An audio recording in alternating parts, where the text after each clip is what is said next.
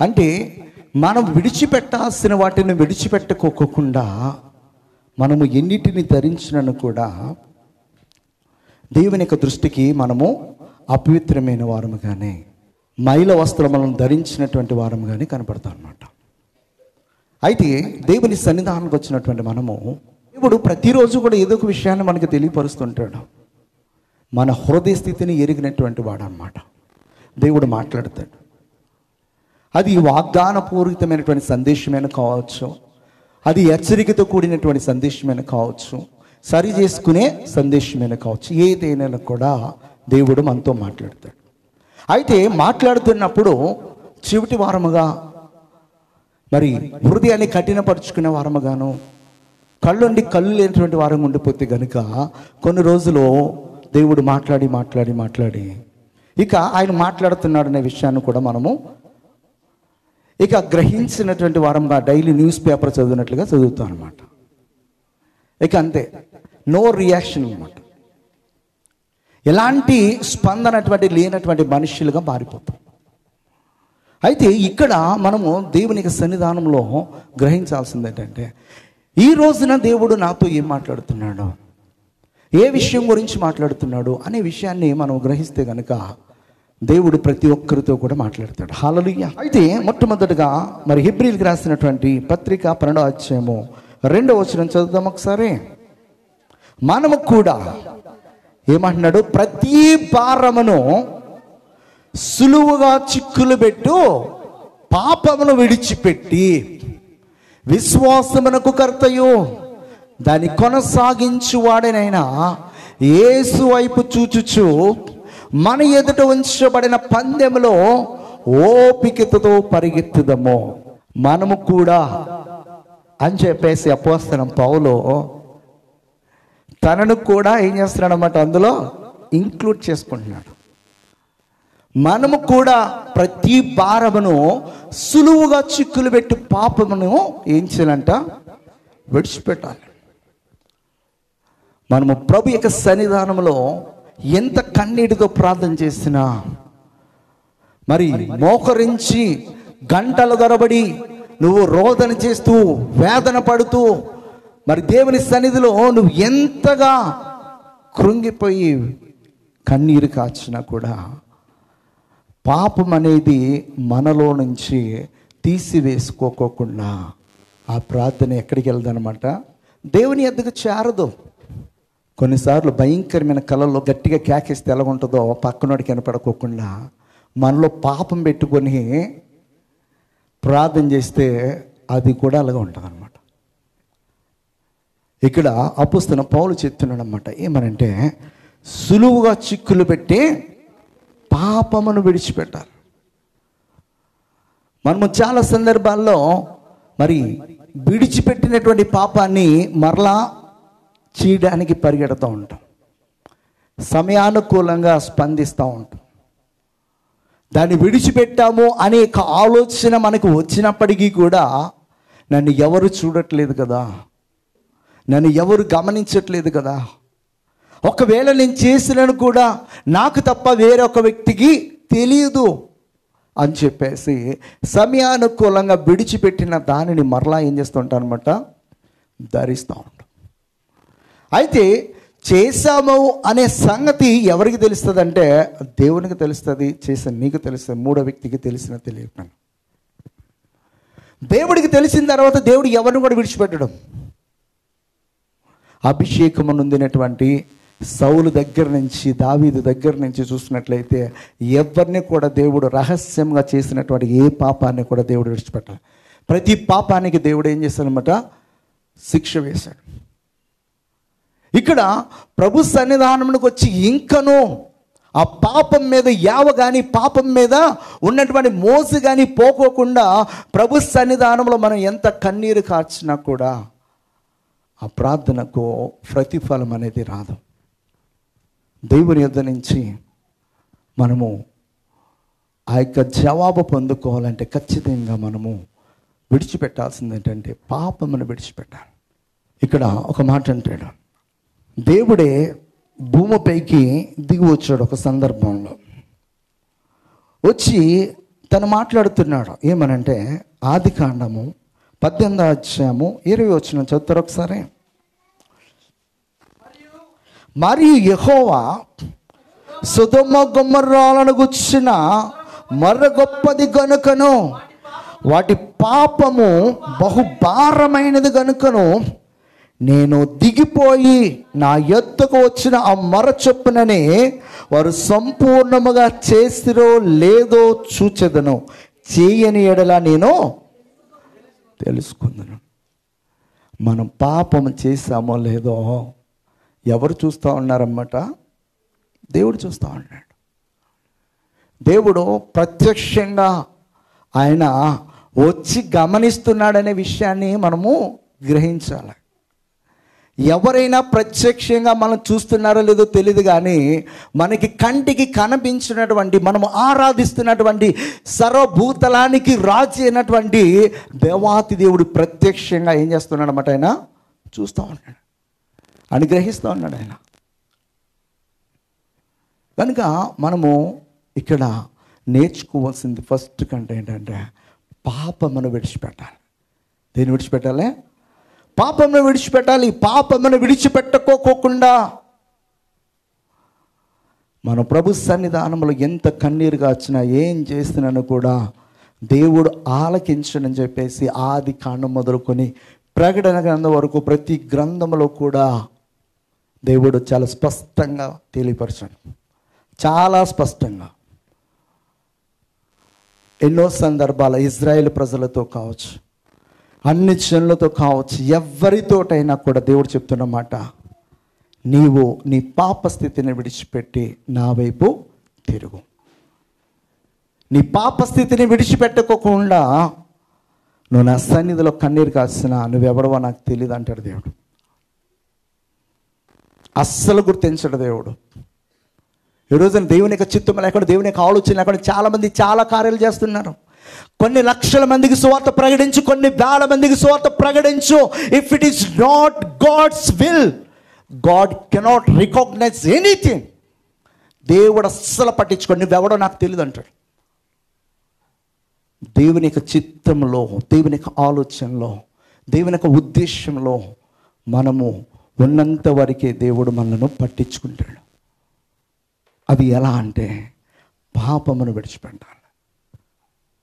విడిచిపెట్టుకోకుండా ప్రభు సన్నిధానానికి వచ్చి మనము అటెండెన్స్ చేసుకుని వెళ్ళిపోతే భౌతికంగా నువ్వు ఇక్కడ ఉండొచ్చాము, కానీ నీ ఆత్మీయ స్థితి దేవునికి చాలా చాలా దూరంగా ఉంది. సొదొమ గొమొర్రా యొక్క స్థితిని దేవుడు ప్రత్యక్షంగా చూడడానికి ఆయన భూమిపైకి వచ్చాడు. వాళ్ళు చేశారో లేదో, వాళ్ళు ఎలాంటి స్థితిలో ఉన్నారో అని చెప్పేసి దేవుడే అక్కడికి వచ్చి, దేవుడే వారికి తీర్పు తీర్చడానికి సమస్తమును కూడా తేరి చూస్తా అన్నాడు. అందుకే భక్తుడు అంటాడు, నరుని హృదయం అంటే ఆయనకి మరీ తేటగా కనిపిస్తుంది. మనం ఎక్కడికి వెళ్ళి దాక్కున్నా కూడా, ఏం చేస్తున్నా కూడా, ఏమి ఆలోచన చేస్తున్నా కూడా, ఏం మాట్లాడుతున్నా కూడా అన్నిటినీ ఎరిగినటువంటి ఏకైక దేవుడు ఆయన. మన మనస్సులో ఉన్నటువంటి ఆలోచనలు ఇంకను మాటపూర్వకముగా మన పెదవులు గుండా రాకమునిపి ఆ మాటలను ఎరిగినటువంటి గొప్ప దేవుడు. ఇక్కడ మనకు ముందుగా ఉంచబడిన పరుగు పందెంలో ఓపికతో పరిగెత్తాలంటే మొట్టమొదటిగా మనం విడిచిపెట్టాల్సింది ఏంటనమాట? పాపమును విడిచిపెట్టాలి. దావీదు భక్తుడు అంటాడు, 59వ దావీదుకి 12వ వచనము, పాపము చేయి వారి చేతిలో నుండి నన్ను తప్పించము, రక్తపురాదుల చేతిలో నుండి నన్ను రక్షింపము. చాలమ్మా, పాపము చేయి వారి చేతిలో నుండి నన్ను ఏమంటున్నాడో తప్పించమన్నాడు. పాపం చేసేవారికి మనము దొరకకోకుండా అలాంటి వారికి దూరంగా ఉండాలని మనం ప్రభు సన్నిధానంలో ప్రార్థన చేసుకోవాలి. అపవాది మనల్ని మోసం చేయడానికి, మనల్ని పడగొట్టడానికి, మనల్ని ఆశ్రయించడానికి ఎవరిని వాడుకోవాలా అని చెప్పేసి చూస్తాడు. ఏదేను తోటలో అపవాది ఎవరిని వాడుకున్నాడన్నమాట? సర్పమును వాడుకున్నాడు. నా జీవితాన్ని పడేయడానికి ఎవరిని వాడుకోబోతున్నాడో మనకు తెలీదు. అందుకే యేసయ్య ఇద్దరిద్దరు అపోస్తలులుగా పంపినప్పుడు ఆయన ఒక మాట చెప్పాడు. పావురములే నిష్కపటులను, పాములే వివేకము కలిగి మీరు జీవించాలని చెప్తాడు. పాముకు ఉన్నటువంటి లక్షణం ఏంటంటే చప్పుడు అవ్వగానే టక్కన దాక్కుంటుంది. మనము మనుషులు ఎలాంటి వారా? మనతో మాట్లాడుతున్నటువంటి మనుషులు, మనతో సహవాసం చేస్తున్నటువంటి మనుషులు, మన చుట్టుపక్కల ఉన్నటువంటి మనుషులు, నాతో పాటు పనిచేస్తున్నటువంటి మనుషులు ఎలాంటి వారా అని చెప్పేసి నీకు ముందుగానే ఒక అవగాహన రావాలి, ఒక వివేచన రావాలి. వాళ్ళతో సహవాసం చేయాలా వద్దా? వారితో నేను ట్రావెల్ చేయాలా వద్దా? వారు ఉండే స్థానంలో ఉండాలా వద్దా అని చెప్పేసి మనకంటూ ఒక అవగాహన రావాలి. అలాంటి అవగాహన ఎప్పుడు వస్తుందంటే దేవునితో మనము సహవాసం చేస్తున్నప్పుడు కొంతమంది గురించి చాలా స్పష్టంగా ముందుగానే తెలియపరుస్తాడు. ఒకవేళ తెలియక మనం ఒకవేళ వారితో సహవాసం చేయడానికి ప్రయత్నం చేస్తున్నాను కూడా దేవుడు మనల్ని తప్పిస్తాడు. ఎందుకంటే మనం దేవునితో సహవాసం చేస్తున్నాం కనుక, దేవుని సందులో ప్రార్థన చేసుకుంటున్నాం కనుక, దేవుని ఆలోచనకు తగినట్లుగా మనం జీవిస్తున్నాం కనుక ఖచ్చితంగా దేవుడు ఏం చేస్తాడంటే వారి యొద్ద నుంచి మనను తప్పిస్తాడు.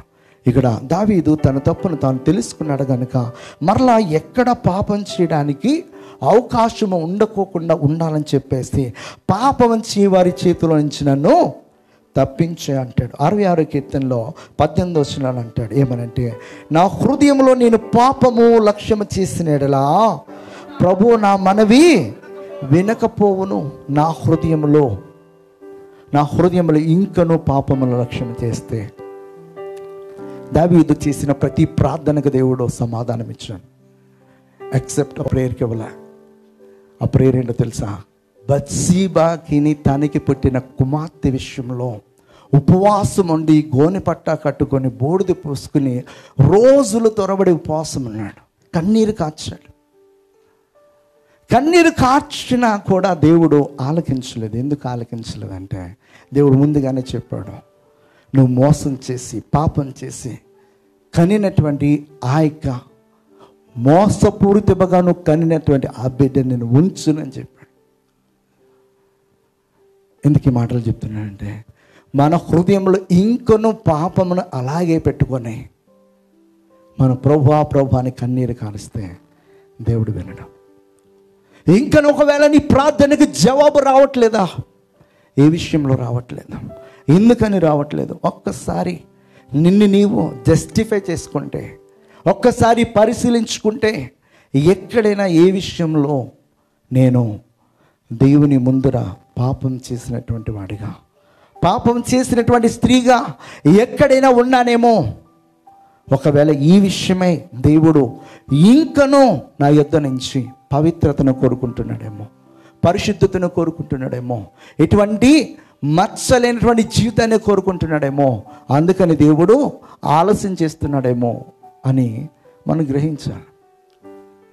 అబ్రహాం విషయంలో దేవుడు అన్ని సంవత్సరాల్లో తనని వెయిటింగ్ ప్రాసెస్లో పెట్టడానికి, వెయిటింగ్ మోడ్లో పెట్టడానికి గల కారణం ఏంటంటే అబ్రహాము యొద్ద నుంచి దేవుడు ఆశించినటువంటి జీవితము రాలే.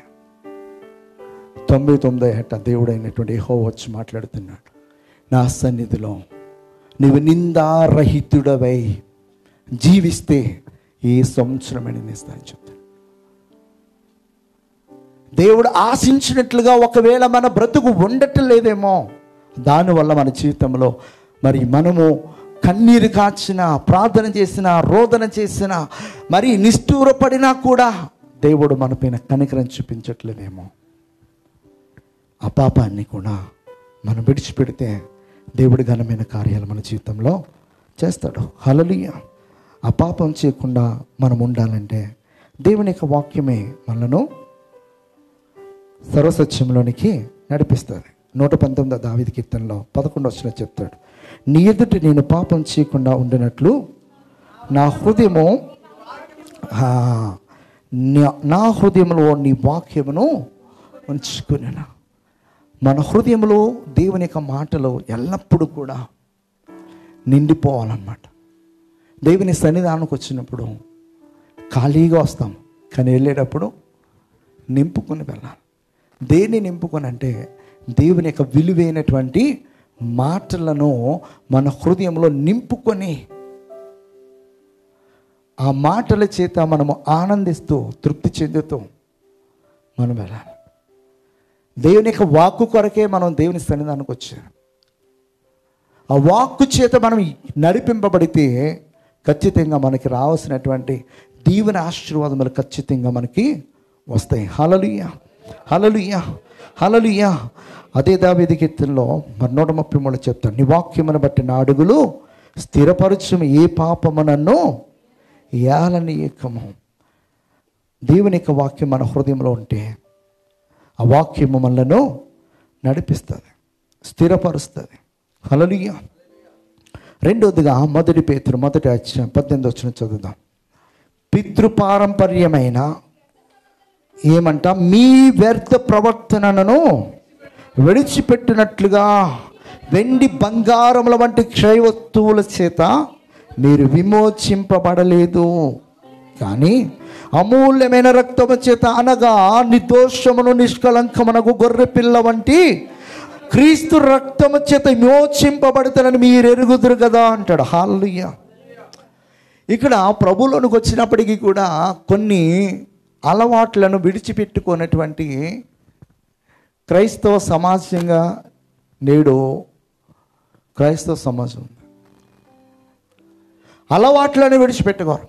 అది వాక్య విరుద్ధము అయినప్పటికీ కూడా దాన్ని కొనసాగించడానికి ప్రయత్నం చేస్తారు. ఎన్ని అలవాట్లు ఉన్నాయంటే చాలా అలవాట్లు ఉన్నాయి, ఒకటి కాదు. ఒక్కో డినామినేషన్లో ఒక్కొక్కటి ఉంది, ఒక్కో కుటుంబంలో కొన్ని. ఈ అలవాట్లను ఎందుకు మీరు విడిచిపెట్టరు అని చెప్పేసి మనం ఒకవేళ ప్రశ్నించినా కూడా ఏమో మాకు తెలీదు, మా అమ్మ నాన్న చేశారు, వాళ్ళు సంతోషంగా ఉండాలి, నేను కూడా అదే చేయాలి. ఆ వ్యర్థ ప్రవర్తన అంటున్నాడు దేవుడు. ఈ వ్యర్థ ప్రవర్తనను మీరు విడిచిపెట్టాలన్నాడు. వాక్యం తెలియకముందు నువ్వు చేసావు, కానీ తెలిసిన తరువాత దాన్ని విడిచిపెట్టాలి. బాప్తిస్మ విషయంలో ఉంది, కమ్యూన్ ఇచ్చే విషయంలో ఉంది, దేవుని మందిరానికి వచ్చే విషయంలో ఉంది, కుటుంబాల్లో చాలా చాలా ఉన్నాయి. ఒక్కొక్క దాని గురించి చెప్పాలంటే కొంతమంది నిష్ఠూరపడతారు, బాధపడతారు. దేనికి వాక్యం ఏం చెప్తుంది అంటే పితృపారంపర్యమైనటువంటి వ్యర్థమైనటువంటి ఆ ప్రవర్తనను మీరు విడిచిపెట్టకపోతే ఖచ్చితంగా శాపమునకు గురవుతారు. బైబిల్ గ్రంథంలో ఒక ఇన్సిడెంట్ మనం జ్ఞాపం చేసుకుందాం. యాకోబుకి ఎంతమంది భార్యలు? 4 కదా. అంటే వారికి ఇచ్చినటువంటి దాసీలతో సహా 4. తను ఎక్కువగా ప్రేమించింది ఎవరిని? రాహేలు. రాహేలు ఏం చేసింది? తన తండ్రి ఇంటి నుంచి వస్తున్నప్పుడు ఏం చేసింది? పితృపారంపర్యమైనటువంటి ఆ గృహ దేవతలను ఏం చేసుకుందనమాట? దొంగలించి తెచ్చుకుంది. దొంగలించి తెచ్చుకున్నటువంటి ఆమె జీవితము చాలా బాధాకరంగా అయిపోయింది, ఆయాసకరంగా అయిపోయింది. యాకోబు ఎంత ప్రేమిస్తే ఏం లాభం? లేయా ఎంత ద్వేషింపబడితే అంతగా దేవునికి దయను పొందుకుంటూ 6 మందికి సంతానము కలిగిస్తారన్న. 6 కూడా మంచి పవర్ఫుల్ అనమాట. అక్కడ యాజక సమూహం అంతా కూడా ఆమెలోంచి వచ్చేస్తాం. లేవీయులు, యూదులు ఇద్దరు కూడా మంచి జనాంగమునకు ఆమె అక్కడ మరి జన్మనిస్తూ ఉంటే ఈమె గర్భం మొయ్యబడిపోయింది. ఈమె దుఃఖపడుతుంది. ఈమె ఎంత ప్రేమను పొందుకున్నప్పటికీ కూడా ఆ పితృపారంపర్యమైన వ్యర్థ ప్రవర్తనను తను విడిచిపెట్టలేదు. కనుకనే ఆమె జీవితం అంతా కూడా ఆయాసకరంగా అయిపోయింది, దుఃఖకరంగా అయిపోయింది, మార్గమధ్యంలోనే చనిపోయింది. ఎందుకు ఈ మాటలు చెప్తున్నానంటే, దేవునితో నడుస్తున్నాము అని అనుకుంటాం, కానీ మనకున్నటువంటి ఆ యొక్క తల్లిదండ్రుల యుద్ధ నుంచి, మన పితృల యుద్ధ నుంచి వచ్చినటువంటి ఆ యొక్క వ్యర్థమైనటువంటి అలవాట్లను విడిచిపెట్టనంత కాలము మనము దేవునికి శాపానికి గురవుతాం, దేవునికి ఆశీర్వాదానికి మనము నోచుకోలేం. దేవుడైనటువంటి యేసుక్రీస్తు ప్రభువారు ఏమంటారంటే, నువ్వు ఉంటే వెచ్చగానే ఉండు, లేదా చల్లగానే ఉండు, అటీటుగా ఉండే నునువెచ్చని స్థితిలో ఉండొద్దు. ఆ స్థితిలో, ఆ స్థితిలో ఉంటే కనుక ఆయన ఏం చేస్తాడంట, కాండ్రించి ఉమ్మేస్తాడు. మరి దేవుడే, నేనే నిన్ను ఆ విధముగా ఊసేస్తాను, కాండ్రించి ఊసేస్తానని చెప్తున్నాడు. మనము పితృపారంపర్య వ్యర్థమైన ప్రవర్తన ఇంకనూ మనలో కొనసాగుతున్నాయో దీనికి వాక్యాన్ని చదువుతున్నప్పుడు ఖచ్చితంగా మనకు అర్థమవుతూ ఉంటాయి. నేను డీటెయిల్గా చెప్పవసరం. అర్థమైనప్పుడు ఏం చేయాలో తెలుసా? నీ తల్లిదండ్రులకు ఇబ్బంది అయినా, నీ బంధువులకి ఇబ్బంది అయినా, నీ స్నేహితులకి ఇబ్బంది అయినా, ఎవరికి ఇబ్బంది అయినా కూడా దేవునికి వాక్యం ఇలాగే ఉండమని చెప్తుంది. నేను ఎలాగ ఉంటా, నువ్వు బాధపడు, దుఃఖపడు, నాకు అనవసరం అని చెప్పి ఎప్పుడైతే మనం ఒక మంచి నిర్ణయం తీసుకొని ముందుకు సాగుతామో దేవునికి ఆశీర్వాదమునకు పాత్రలు అవుతాం.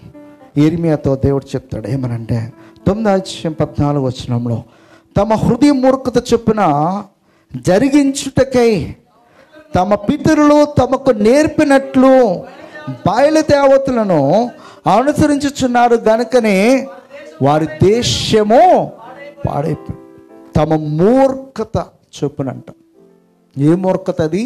హృదయ మూర్ఖత చొప్పున జరిగించుటకై తమ పితరులు తమకు నేర్పినట్లంట. పితరులు నేర్పించారు, నేర్పించిన దాన్ని ఇంకనూ వారు విడిచిపెట్టలేని స్థితిలో ఉన్నారు. కనుకనే ప్రపంచమందంతటా కూడా నేటికి కూడా విగ్రహారాధన అలాగా ఉంది.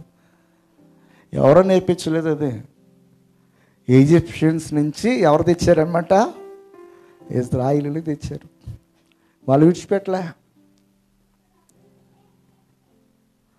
బంగారు దేవతలు బొమ్మలు ఉంటే దీన్ని ఎందుకు పాడు చేయాలని చెప్పేసి అలాగే తీసుకుని వచ్చారన్నమాట. వాళ్ళు వీళ్ళకి ఏదైనా కష్టం వచ్చినప్పుడు బొమ్మలు తీసుకొచ్చి లైన్లో పెట్టేవారు అన్నమాట.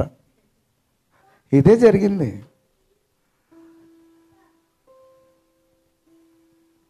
మనము కంప్లీట్గా రిమూవ్ చేయాల్సిన వాటిలో విగ్రహం అనేది ఖచ్చితంగా తీసేయాలి. విగ్రహము వట్టిదే.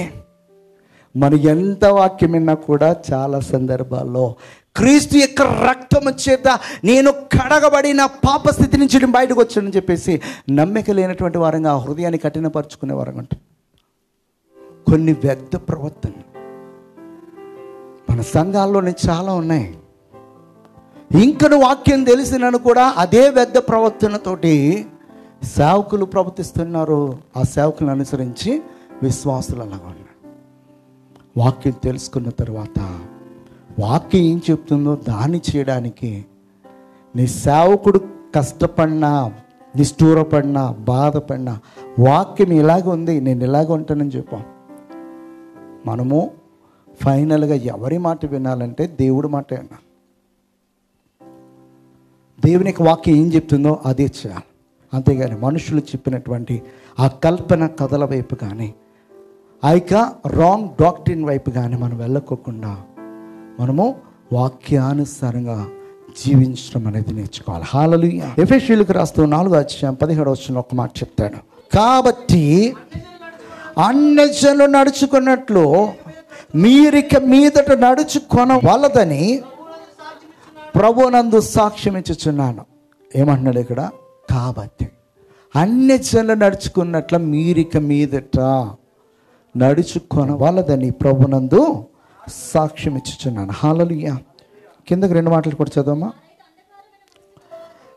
వారైతే అంధకారమైన మనస్సు కలిగి తమ హృదయ కాఠిన్యము వలన తమలోనున్న అజ్ఞానము చేత దేవుని వల్ల కలుగు జీవములోండి వేరుపరచబడిన వారై తమ మనస్సునకు కలిగిన వ్యర్థతను అనుసరించి నడుచుకొనుచున్నారో వారు సిగ్గులేని వారై ఉండి నానా విధమైన అపవిత్రతను అత్యాశతో జరిగించుటకు తమ్మును తామే కాముకత్వమునకు అప్పగించుకొని. వారు సిగ్గులేని చేయరు.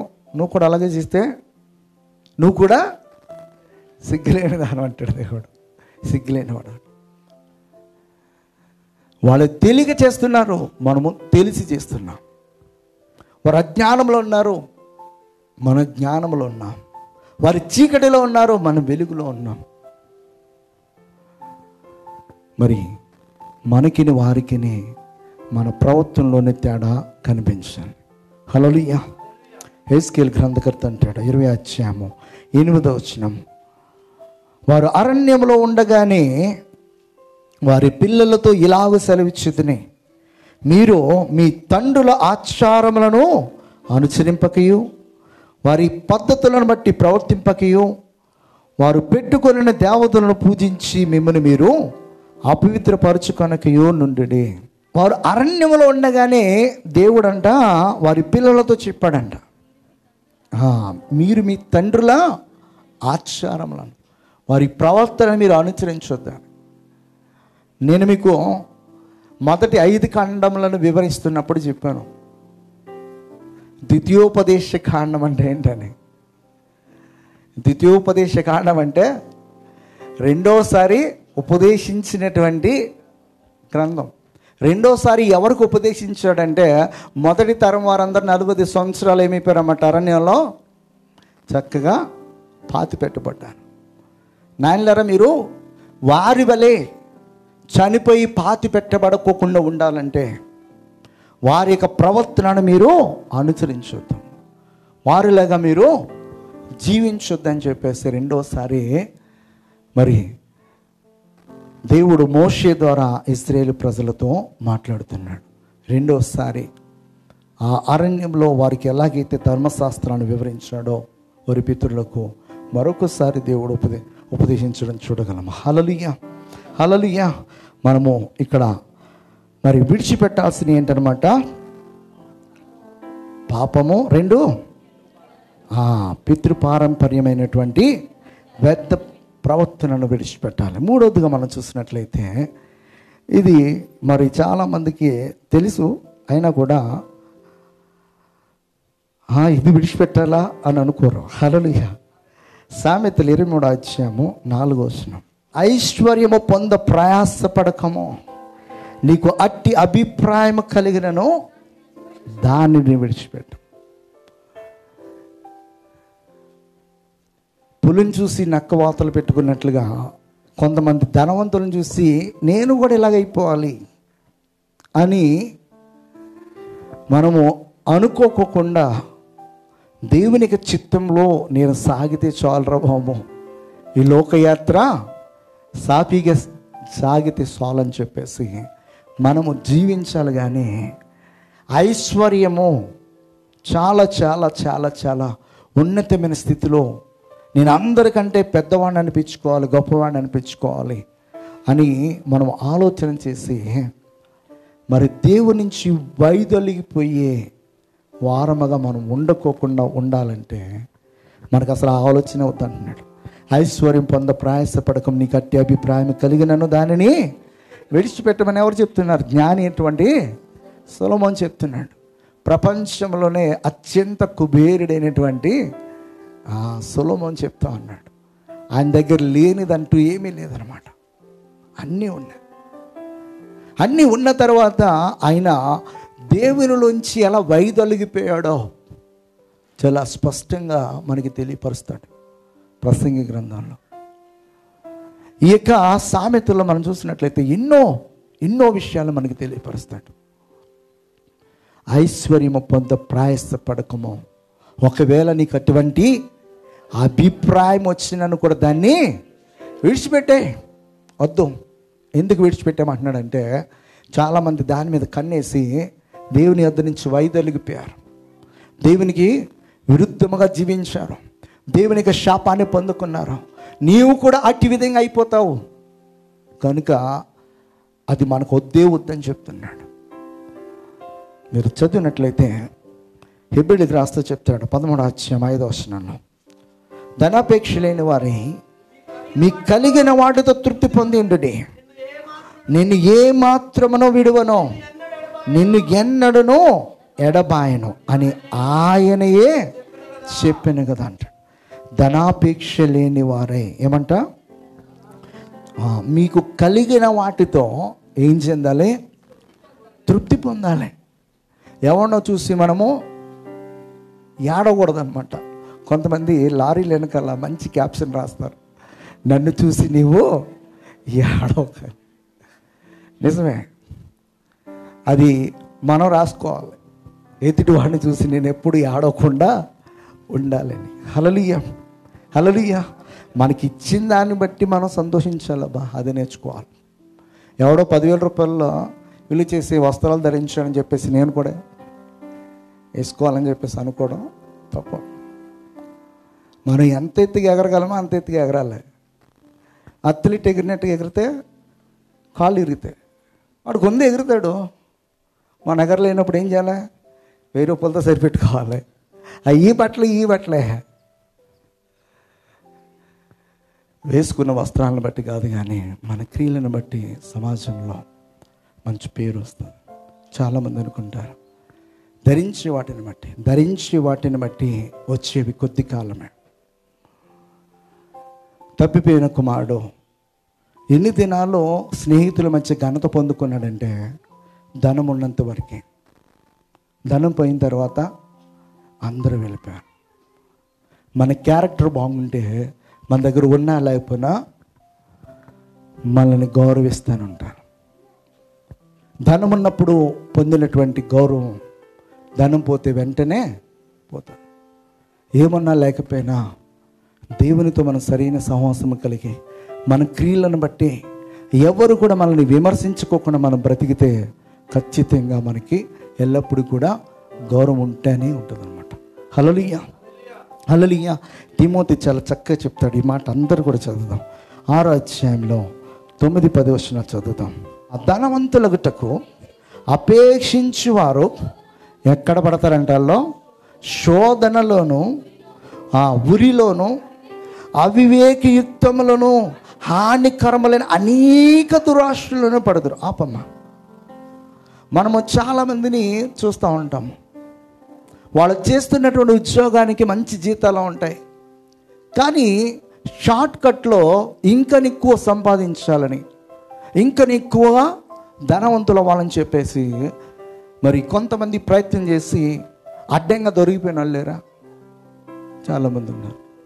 ఇక్కడ దేవుని యొక్క వాక్యం చెప్తుంది, ధనవంతులగుటకు అపేక్షించేవారు ఎందులో పడతారంట?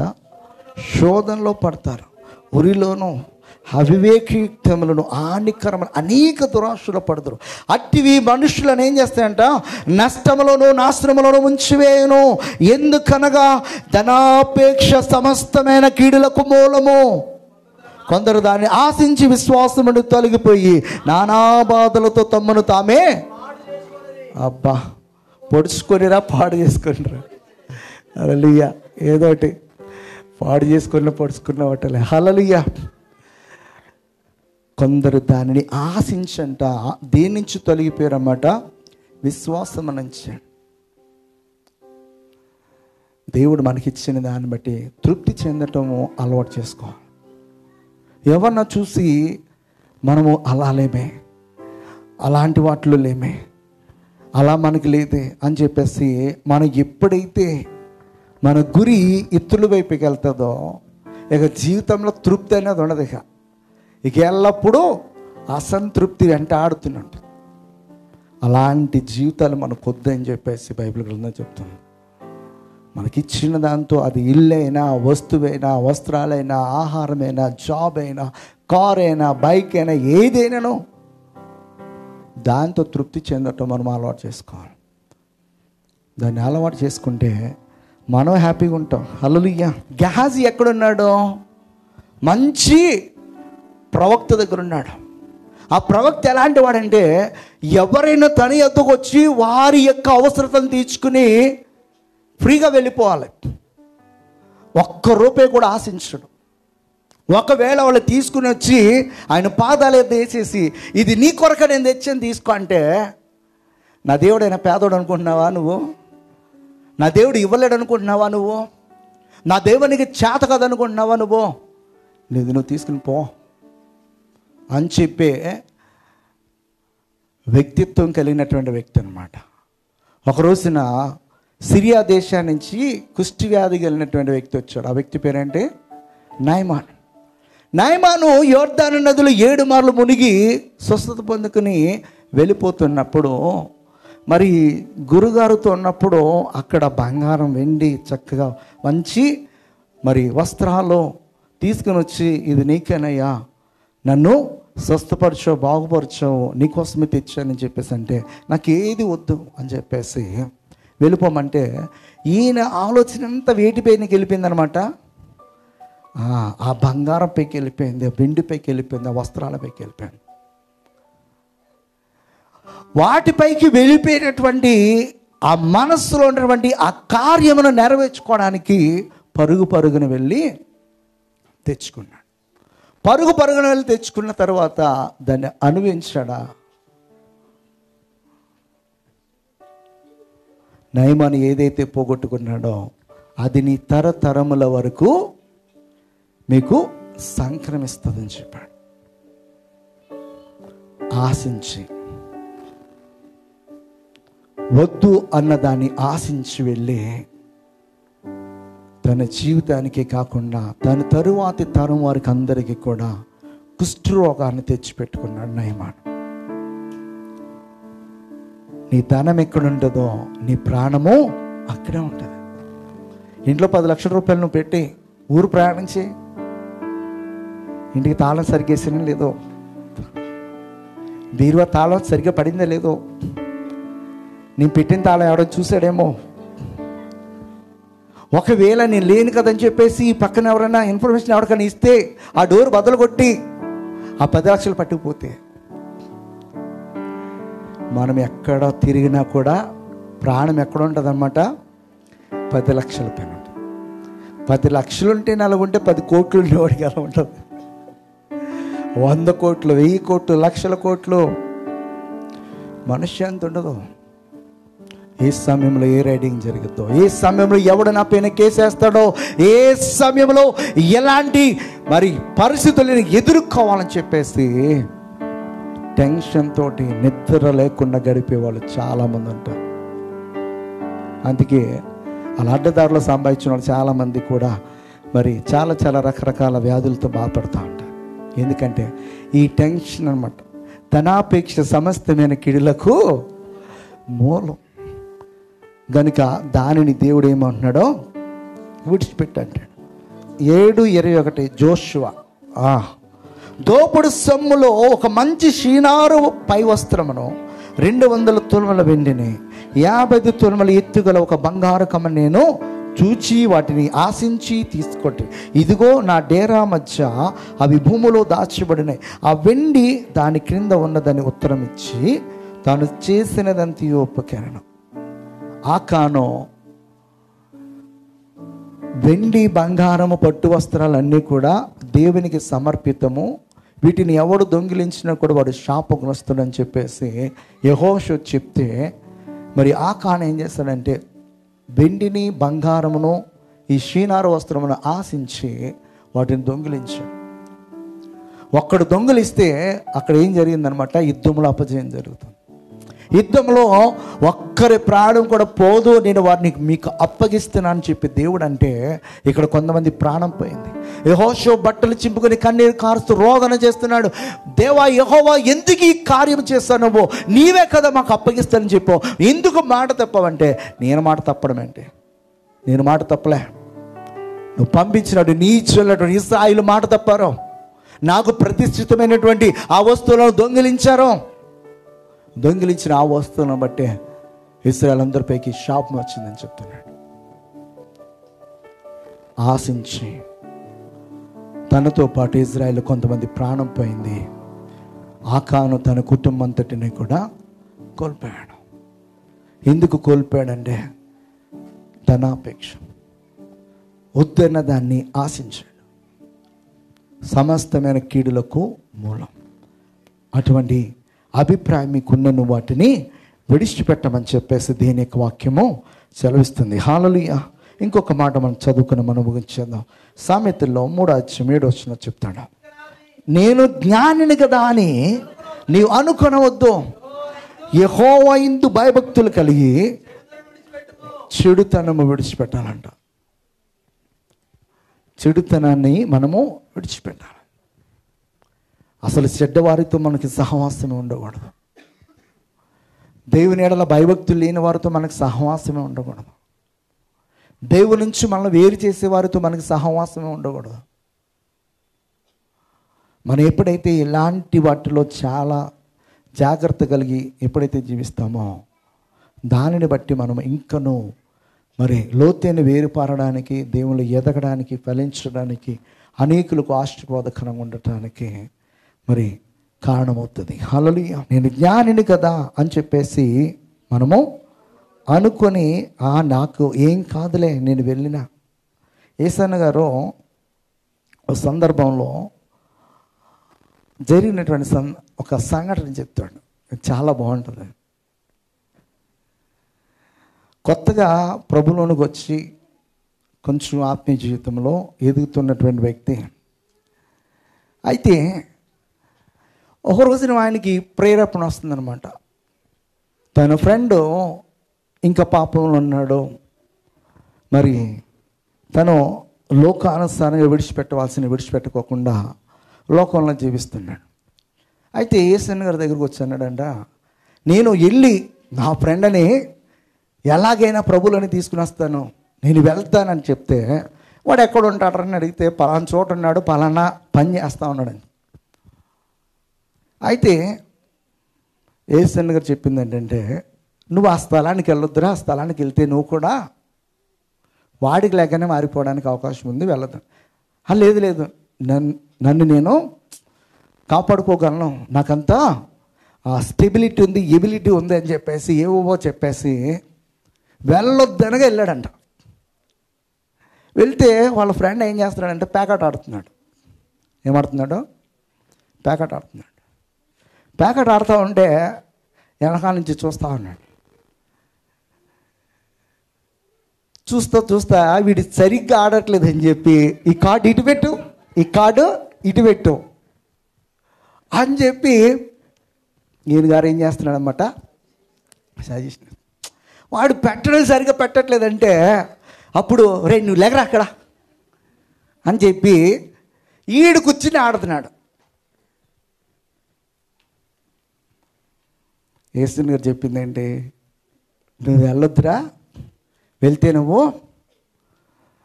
ఆ స్థలంలో ఖచ్చితంగా నువ్వు వాడికి లాగా మారిపోతావు. కొంతమంది దైవజనులు చెప్పినట్లుగా మనం చెయ్యాలి. చేయకోకుండా నాకంత మనోనిగ్రహం ఉంది అని చెప్పేసి వెళ్ళామనుకో ఖచ్చితంగా పడిపోతాం.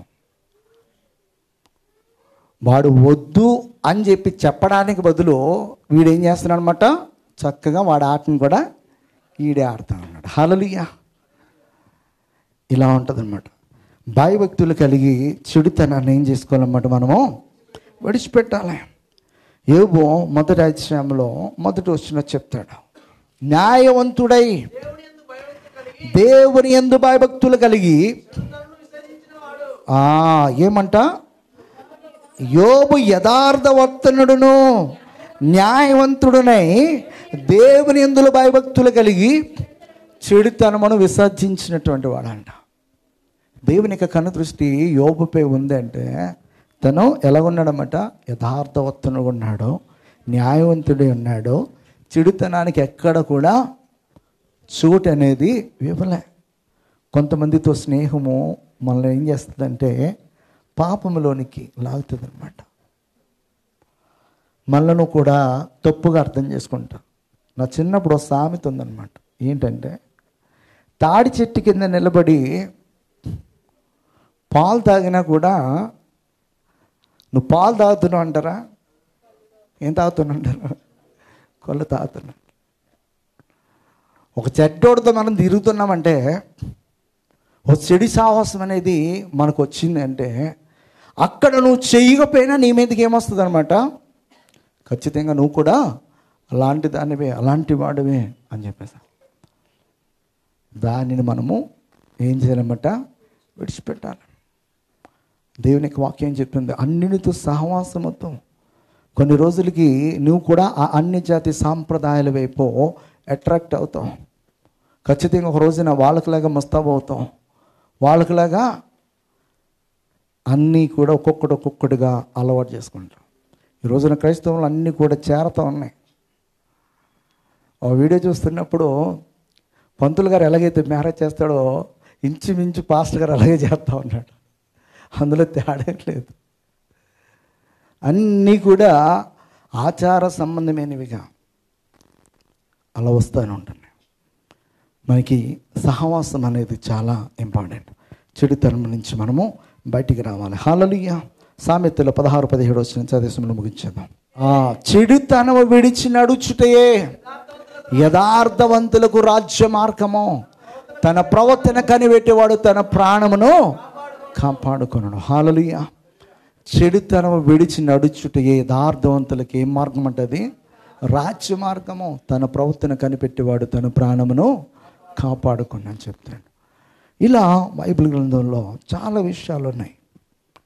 అయితే మనము వినిన వాటిని బట్టి ఖచ్చితంగా ఈ విషయాల్లో నేను జాగ్రత్త కలిగి వీటిని విడిచిపెట్టి దేవుడు ఆశించినట్లుగా నేను జీవించాలని చెప్పేసి మనం ప్రతి ఒక్కరము కూడా మరి మంచి నిర్ణయం తీసుకుని సాగే వారం ఉండాలి. మొట్టమొదటిది ఏంటన్నమాట, పాపమును విడిచిపెట్టాలి. 2, పితృపారంపర్యమైనటువంటి వ్యర్థ ప్రవర్తన ఆచారములను విడిచిపెట్టాలి. 3 ఏంటన్నమాట, ఐశ్వర్యం పొంద ప్రయాసము విడిచిపెట్టాలి. 4 ఏంటన్నమాట, చెడుతనం, చెడు నడత. వీటిని విడిచిపెట్టి మనం జీవిస్తున్నప్పుడు ఒక్కొక్కటిగా మనము చేస్తూ వెళుతున్నప్పుడు మరి ధరించాల్సినవి ధరిస్తూ విడిచిపెట్టాల్సినవి విడిచిపెడుతున్నప్పుడు ఖచ్చితంగా ఒక రోజుకి మనం ఎలా మారుతాం అన్నమాట, ప్రభునకు వలె మారుతాం. దేవుడు అలాగ మనలను మరి జీవింప చేయాలని చెప్పేస్తే దేవుడు ఆశిస్తున్నాడు కనుక మరి అటువంటి కృప మనకందరికీ దేవుడు అనుగ్రహించునుగాక. ఆమేన్. ప్రార్థన చేసుకుందాం.